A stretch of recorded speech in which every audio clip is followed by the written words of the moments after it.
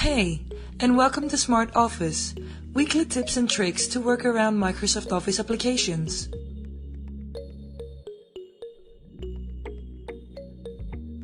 Today, I will show you something that has to do with Microsoft Excel. How to use relative references in Microsoft Excel. When we use an absolute reference when filling cells, it keeps the row and column constant. When we use a mixed reference when filling cells, either the row or the column will remain constant. A plain cell reference, though, is a relative reference, meaning that the reference is relative to the location of the cell. By default, all cell references are relative references.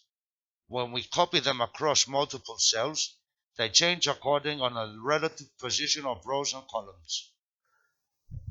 I have entered some data in my spreadsheet in Microsoft Excel, and in the first example, I want to calculate how much I'm going to have to pay for 18 bottles of whiskey, knowing that the price is 16.80 euro per bottle. So over here, I'm going to type in a formula equals. I'm going to select the cell B2, which contains the unit price of the whiskey, multiply with the quantity, which is in this case the cell C2. Okay, so equals B2 multiply C2. Enter, and I know I have a result now. All that is left to do is to fill in the formula for the rest of the cells. Very nice.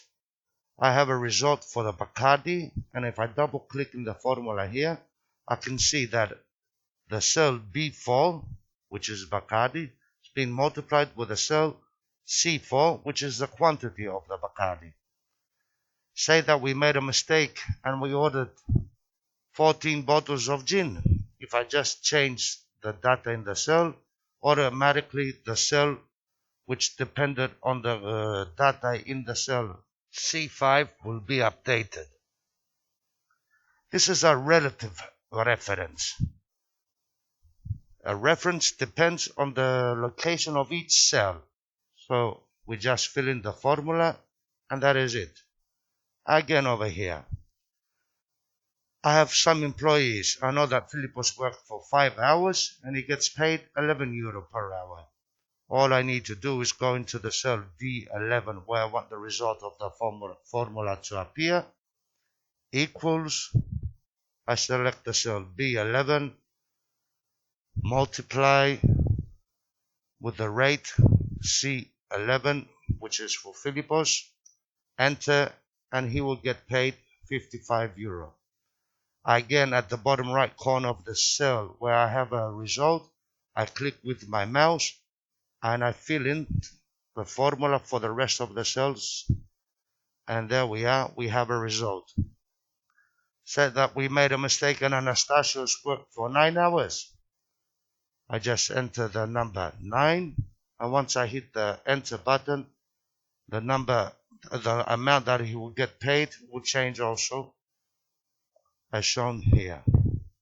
As mentioned, these are relative references. Thank you for watching. If you liked what you saw in this video, go ahead and subscribe to my YouTube channel. If you have any questions or suggestions, head down to the comment section and let me know.